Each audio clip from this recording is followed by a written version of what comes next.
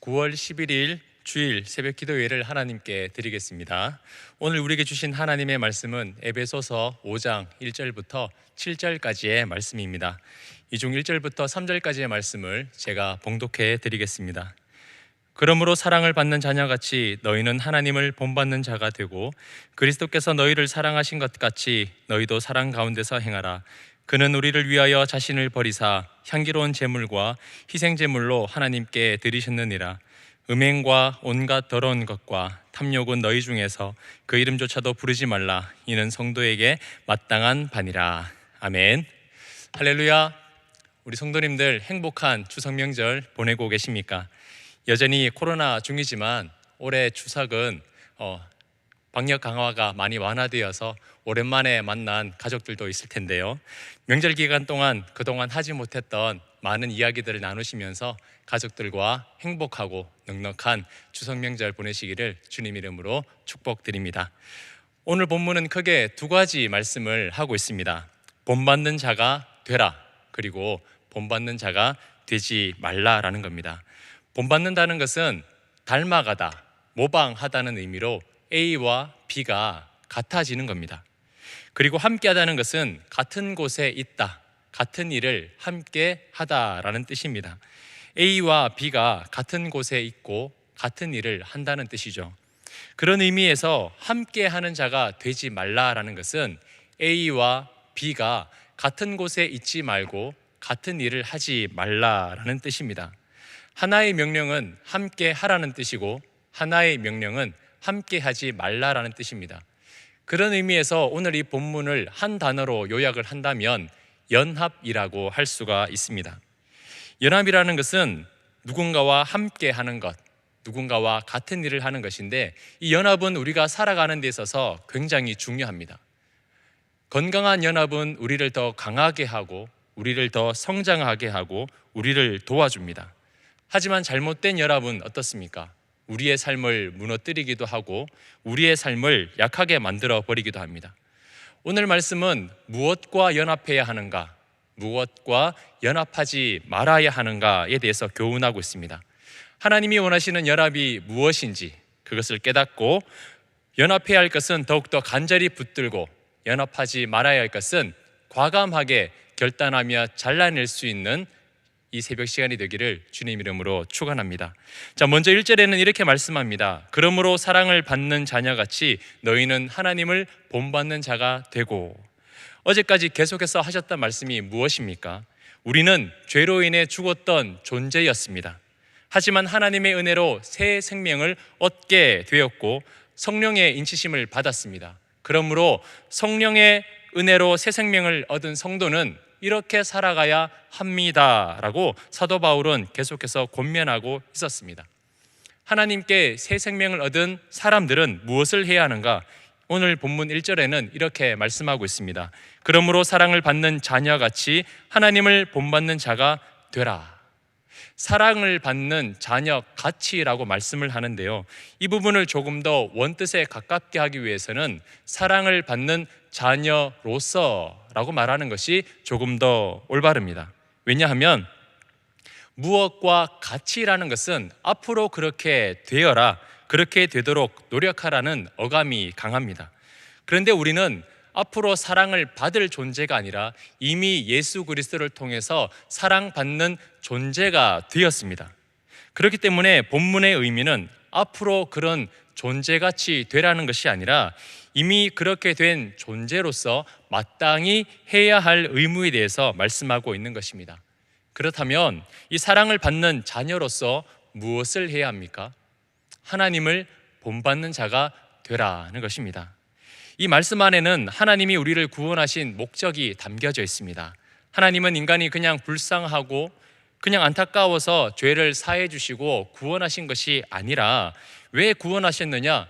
우리를 사랑하심으로 우리 더 이상 죄에 머물고 죄를 닮아가는 존재가 아니라 하나님을 닮아가고 하나님을 본받게 하기 위해서 하나님과 연합하는 존재로 살아가기 위해 우리를 구원해 주셨다는 겁니다. 그런데 이 불완전한 인간이 창조주 하나님을 본받는 것이 가능할까요?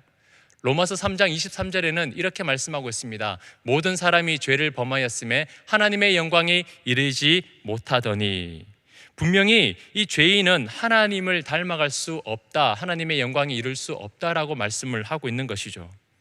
하나님을 본받으라는 이 말씀은 근본적으로 죄인이 할 수 없는 불가능한 미션입니다. 하나님도 분명히 알고 계실 텐입니다. 그러나 하나님이 우리에게 이 명령을 하신다는 것은 하나님을 본받는다는 것이 가능하다는 의미죠. 사도 바울은 그 해답을 2절에서 이렇게 말씀하고 있습니다. 그리스도께서 너희를 사랑하신 것 같이 너희도 사랑 가운데서 행하라. 우리는 성경 전체를 통해서 이 하나님을 닮아가는 그 하나님의 성품에 대해서 우리가 알아갈 수가 있습니다. 하나님의 거룩하심, 의로우심, 진실하심, 선하심, 그리고 사랑과 같은 이 성품을 성경을 통해서 알 수가 있는 겁니다. 하나님은 이를 단순히 교훈을 통해서만 하나님을 알려주시는 것이 아니라 성육신 하신 예수 그리스도를 통해서 하나님이 누구신지, 그리고 하나님이 어떤 성품을 가지신지 친히 예수 그리스도의 삶으로 우리에게 보여주셨습니다. 그렇기 때문에 하나님을 본받는다는 것은 예수 그리스도로 연결이 되는 겁니다. 예수님이 하신 일을 따라 하는 것이 하나님을 본받는다는 것입니다. 자, 그렇다면 예수님께서 하신 일이 무엇입니까? 사랑하셨습니다. 2절에는 예수님이 어떻게 사랑하셨는지 말씀하고 있는데요, 2절 중반절에 보시면 우리를 위하여 자신을 버리사 향기로운 제물과 희생제물로 하나님께 드리셨느니라고 말씀하고 있습니다. 예수님은 인간을 대신하여 친히 희생제물이 되시기를 마다하지 않으셨습니다. 이 모든 일을 하나님을 위해 기꺼이 자신을 순종시키셨습니다. 하나님께서 사랑하시는 인간을 예수님께서도 사랑하셨고 자신의 전부를 기꺼이 하나님께 내어드린 것입니다. 우리는 그 희생의 사랑을 받은 자녀들입니다. 그렇기 때문에 우리도 사랑하라고 말씀합니다. 그러나 우리 그리스도인들만 사랑할 수 있습니까? 아니죠. 세상 사람들도 사랑할 수가 있습니다. 그러나 우리와 세상 사람들의 사랑은요, 차이가 있습니다. 세상의 사랑의 원천은 인간 자신에게 있습니다. 하지만 우리 그리스도인들에게 있어서 사랑의 근본, 사랑의 원천은 바로 하나님에게서부터 시작한다는 사실입니다. 하나님께서 원수된 우리를 자기 몸처럼 사랑하셔서 십자가를 통해 그 사랑을 이루셨습니다. 그렇기 때문에 내게 있는 사랑이 아니라 그리스도의 사랑 가운데서 그리스도의 사랑과 연합하여 사랑하라는 것입니다. 그런데 문제가 있습니다. 우리 인간에게는 여전히 죄성이 있다는 겁니다. 오늘 본문 3절에 무엇이라고 말씀하고 있습니까? 음행과 온갖 더러운 것과 탐욕은 너희 중에서 그 이름조차도 부르지 말라. 이는 성도에게 마땅한 반이라고 말씀하고 있습니다. 우리를 사랑하신 하나님과 연합해야 하는데 인간은 여전히 죄에서 완전히 떠나지 못하고 음행을 부르고 더럽고 탐욕을 부르고 있다는 겁니다. 그곳에서 만족을 누리고 그것에서 기쁨을 얻으려고 자신을 내어준다는 겁니다. 무서운 것은 음욕과 탐욕이 우리를 부르는 것이 아니라 인간이 그 이름들을 부르고 있다는 겁니다. 나중에는 자신의 전부를 기꺼이 그것들을 위하여 몸을 내던지는 지경에까지 이른다는 것이죠. 음행과 더러운 것과 탐욕을 그 부르는 결과가 무엇이라고 말씀합니까? 5절 하반절을 보시면 그리스도와 하나님의 나라에서 기업을 얻지 못하리니 라고 말씀하고 있습니다.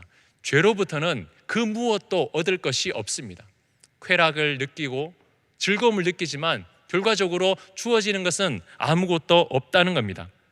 그 끝에는 얻을 것이 없고 하나님께서 예비하신 기업도 얻을 수가 없습니다. 다만 하나님의 진노만이 기다리고 있다라는 사실입니다. 그렇기 때문에 성경은 우리에게 권면을 넘어 명령하고 계십니다. 오늘 본문 마지막 7절은 무엇이라고 말씀합니까? 그러므로 그들과 함께하는 자가 되지 말라. 그러므로 라고 말씀합니다. 1절에도 나왔던 단어죠. 그러므로 너희는 하나님을 본받는 자가 되라. 마지막 7절에는 그러므로 너희는 그들과 함께하는 자가 되지 말라. 이 말씀을 듣지 못하는 사람은 결코 깨닫지 못하는 말씀입니다. 알 수도 없죠. 오히려 세상 사람들에게 있어서는 이 1절의 말씀이 너무나 힘들 겁니다. 그러므로 너희는 하나님을 본받는 자가 되라.